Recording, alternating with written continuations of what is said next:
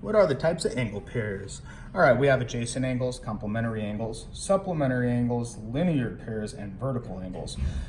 Adjacent angles, two angles that share a common side. Two angles that share a common side. So one angle, another angle, and a common side shared. So what do I have here? One angle and another angle. And they share this common side. Because of that, they're together and they're adjacent. Complementary angles are a special kind of adjacent angles. Complementary angles are two adjacent angles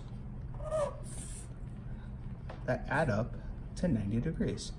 Two adjacent angles that add up to 90. So it's one angle and this other angle next to it.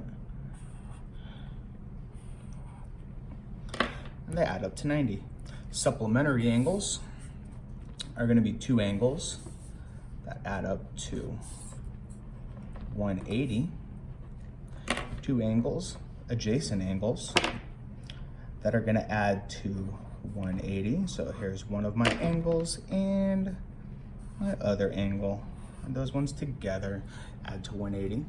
My linear pair is interesting by definition. So if I have one angle, now I make an adjacent angle whose uncommon side is opposite the non-common side, or I'm sorry, I make an adjacent angle whose uncommon side is opposite the uncommon side of the other angle. So adjacent, so they're both sharing this one common, and the one that's not common is opposite, which is also the same as a supplementary.